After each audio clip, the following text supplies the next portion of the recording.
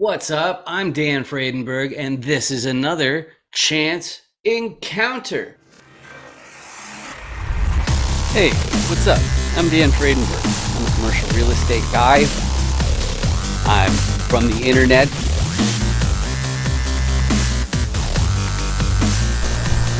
We're seeing more properties like this being built in front of a house that's going to be torn down soon. I understand that there are power lines that are getting kind of close. What's up again? This is Dan Fredenberg, and that there is a commercial real estate building.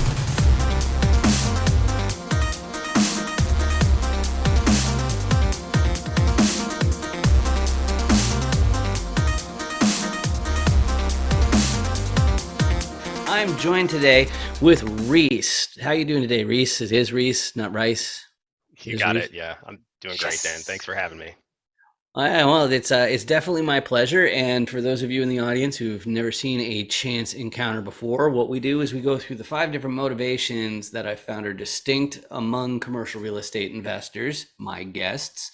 And I say, hey, which one's you? And then I go through the Dan Does Deals commercial roll die. You can go to dandoesdeals.com and get your own downloadable template, which is actually prettier than this one. I got to update the die with the new pretty logo like this one. It looks so much nicer than the other one. That's what I paid for. But anyway, those different roles, we go through each of them to find out what is my guest's core competency. And so that way you in the audience learn how to effectively communicate on the topic of commercial real estate. You actually know how to talk about this stuff. And so you know how to talk to Rhyse, you know how to talk to other people about it, and you figure out how do they fit in with your plan. But one thing, if it's all going to work, that's very, very important, is you have to know how to introduce yourself. So Rhyse, can you please introduce yourself to the audience? Absolutely. Thanks, Dan. Yeah, my name is Rhyse Jaeschke. I am located in the Seattle suburbs, but yeah, I'm originally from the Chicago area. So I am a relative newbie to the commercial real estate space. I'm kind of just breaking in and learning the ropes and just kind of starting to get my feet wet. All right, good stuff.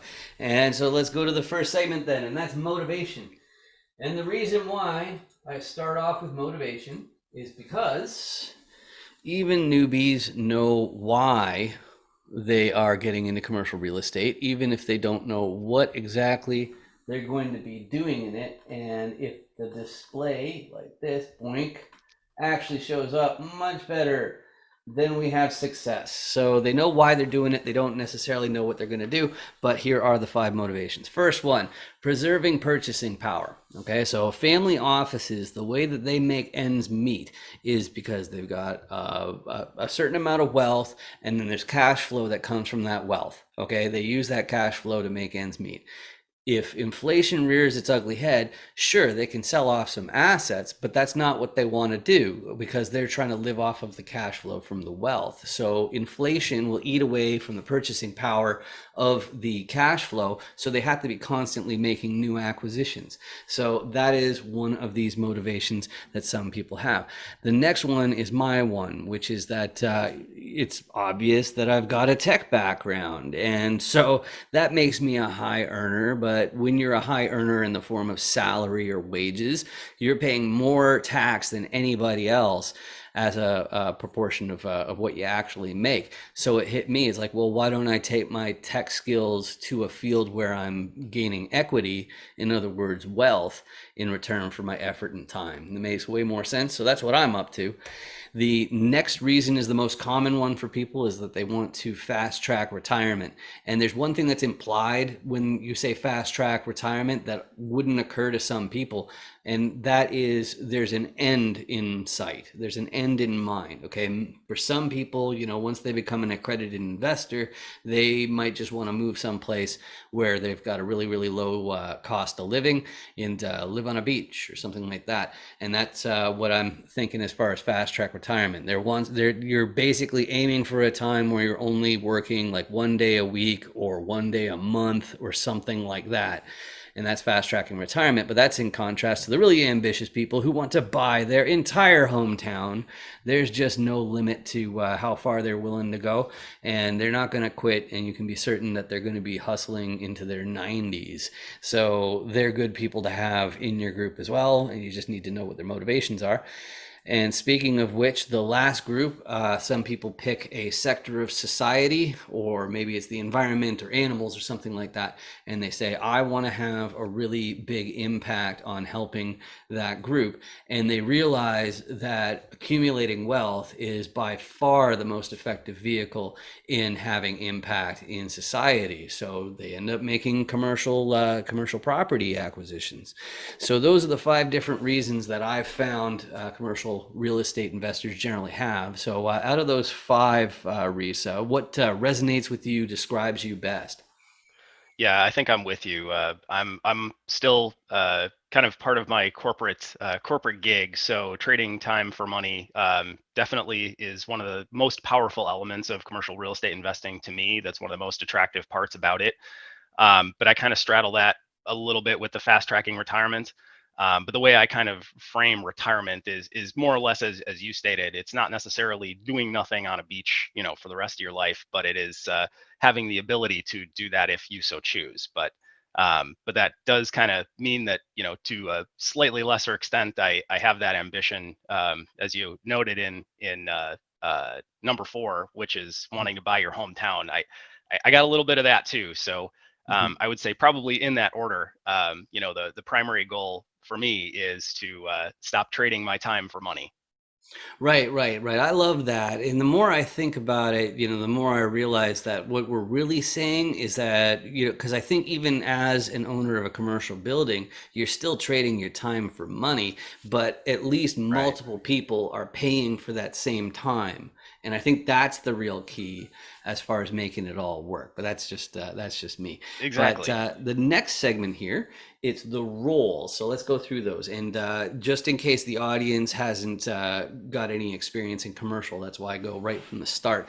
So the 6 different roles. The first one is the repositioner. A repositioner looks at a whole whack of different properties, and they do the math, which is called underwriting. Okay.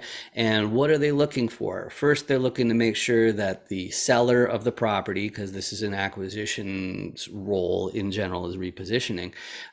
So they're going to make sure that the numbers the seller gave actually made sense, like that they're actually real. The building is making the amount of money that they actually say it is. But the other thing that the repositioner is looking for, and when they reposition a property, they're looking for upside. They're going to find a way for that property to make more money than it is right now. And the 2 main tools in their tool belt for that are operations. That's number 1. Stop those Benjamins from going down the toilet. And it's more than just unclogging toilets and keeping track of rents and stuff like that. It's also, there's a marketing piece, which is one of my fortes that I'm using in these prospective groups. But that way you keep the vacancy rate low in the property. So more efficient operations by cutting the costs and decreasing the vacancy rate. That's one way to get upside. But right now it's the hottest real estate market in history. So that's probably not going to cut it. And the other tool in the repositioner's tool belt is to get a team of contractors to fix the place up, make the place nicer, do a value add, as they say. And then that way they can charge more in rent. And that is exactly what upside really is. But if you're a repositioner like me and you're from the internet, you've got a big fat problem, which is that if something comes up, how are you going to be there in an hour? The answer is you're not. You're going to have boots on the ground. You're going to have a local. You got to have somebody on the inside to keep an eye on the operations and to keep an eye on the contractors, make sure they're keeping the schedule, all that kind of stuff. They're not sloughing the photos that they're sending you. And when a tenant usually looks at the owners of a building, they're thinking of these guys. But of course, it's not that simple. The banks get involved in everything. So you have to go to a financier, some capital raisers, that sort of thing. And you say, hey, I want to buy this complex and it's worth tens of millions of dollars. So do you happen to have tens of millions of dollars that you want to lend me? And the thing that the financier is going to ask, that'll be kind of surprising if you're a newbie, is they're going to say, who's your sponsor? and you're going to say, what? And the sponsor or KP, if you want to get a loan, you have to have somebody in the fold who already owns a similar asset. You got to prove to the bank that you're actually going to be able to take care of the thing. So you have to have a sponsor, and the sponsor has to own a similar asset. Even if you're Elon Musk or Jeff Bezos, if you want a loan, you have to have a sponsor, KP, and there's a liquidity requirement. So there has to be a certain amount of cash on hand, and then there also has to be a balance sheet equal to or greater than the amount of the loan. But if you take all those pieces of the puzzle, put them together, you have yourself a commercial real estate deal. So, Rhyse, in that way of looking at things, what's your core competency, or how are you most likely to contribute to your next commercial deal? Yeah, so again, similar to you, Dan, I think I'm kind of fitting more in the repositioner category. Underwriting is kind of where I'm attracted to most readily coming into this space as somewhat of a newcomer. I have a pretty strong analytical background, and also being in tech myself, that kind of lends to that skill set being transferable into that space. So that's kind of where I'm focusing now. But another area that's kind of interesting to me is the capital raising part. Partially because that's so uncomfortable for somebody who, as you might imagine, kind of casts the stereotype of your typical tech worker. It's a very new type of skill set that you need to kind of break into the capital raising space, and you got to know a lot of people, and some of those people have to have some certain means to be able to contribute meaningfully to these types of deals. But for the most part, I am really sharpening up on underwriting skills and looking at how to make deals work, I would say. All right, beautiful. Oh, beautiful. Yeah, that makes lots of sense. So, yeah, like I just keep on thinking about know, like, and trust, right? That's the one that people keep on saying. And if you're gonna have building those investor relationships, that's what you got to do. If they're strangers, it's no good. But Yeah. as far as the ideal property, I call it the buy box, and the buy box is in terms of geographical, so location. Then we're talking about the unit count, and we're talking about the class for both the property and the area. Uh, an ideal property is the one where it's easier to say yes to it, and it's more difficult to say no to it. And of course, like all buildings, it depends on if the numbers pan out. But what's your ideal property as far as if somebody's bringing you a property? What gets you the most excited these days, Rhyse? So right now, I'm really focusing on what I think most other commercial real estate investors might consider to be a smaller to mid-size. So I'm really focusing on for my next deal, looking at anywhere between a 10 to 30 unit property, 1970s and up type of vintage. Really looking at C plus, maybe B minus types of properties and buildings. I'm sure you've never heard that before in terms of looking for like a value add type of play for a property like that. But geographical location, I'm really for better or worse, I'm focusing on kind of the area I'm from, because it's one I know best, is the Chicagoland suburbs. So if as far as the qualities of that particular geographical location from a regulatory standpoint, a legal standpoint, and even a tax standpoint, is it the most attractive? Definitely not. But I like the challenge of looking for a property that I can bring some value to, that still works on paper, that I can still get to pencil out in the underwriting on paper in that realm. And you can be like a lieutenant boots on the ground, like you'll need to have someone who's closer all the time, but you have like your connections or whatever, so you can like check in on a property, even though you're in Seattle, Exactly. right? Right. Yeah, that's another benefit, is that that's probably where my largest network is.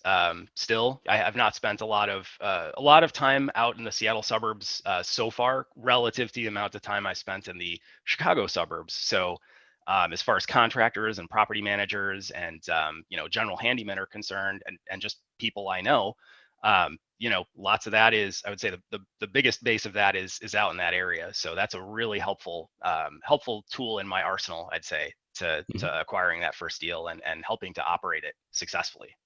Awesome. And we met through some meetups that I found through LinkedIn. Is LinkedIn the best way to reach you, or is there a website that's better or something like that?